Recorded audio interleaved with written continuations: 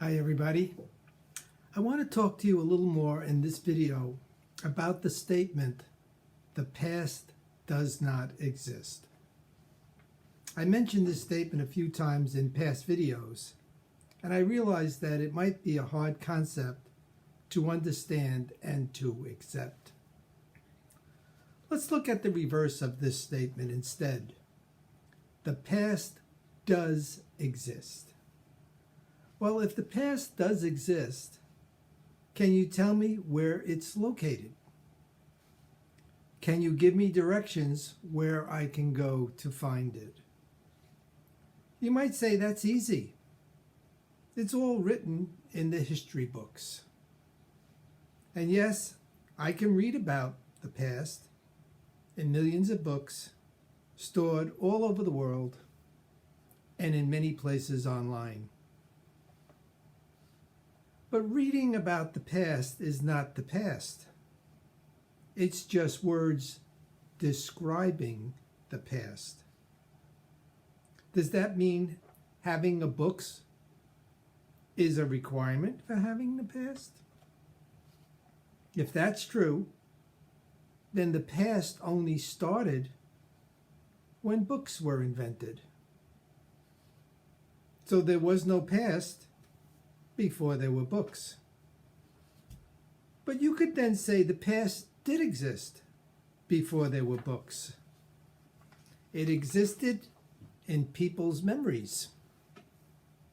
The past was communicated verbally from one person's memory to another person and communicated from one generation to the next.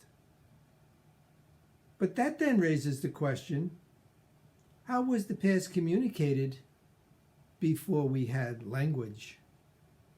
No language, no formulation of thoughts, thus no speech, thus no past. So the past only materialized when language was created. So language enabled us to create a thing called past. And writing enabled us to document this past. But all of this still does not give us the actual event. The actual event is gone forever. In fact, it's gone right after it happens. Think about this for a moment. Something happens in a now. Let's call this something an event.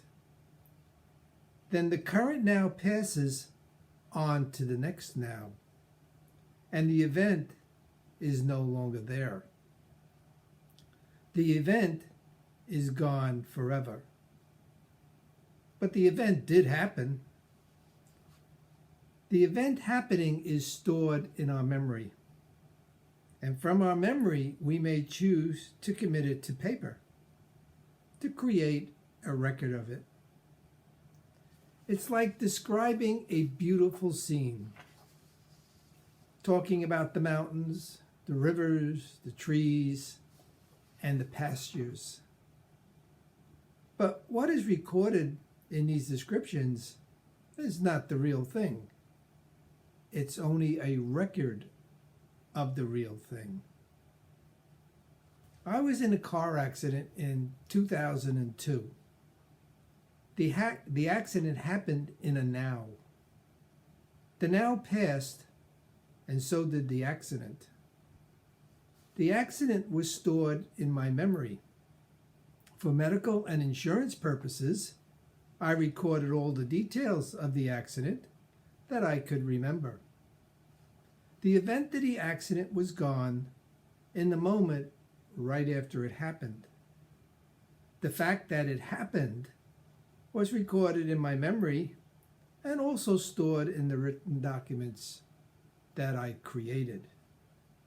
Did the accident happen? Absolutely. Can I call it up in my memory? Absolutely. Can I read about it? Absolutely. Does the accident exist? Absolutely not. There is no accident to be found anywhere. So why is this important?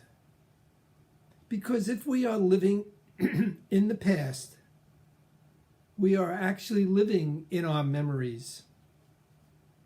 If we are living in our memories, we are not living in the now. And we are missing out on the only thing in life that is real, living in the present moment. We all have in our lives, all we have in our lives is the time of the present moment. This moment of time is called the now. Every time I give up a now to live in my memories, I am giving away a piece of my life.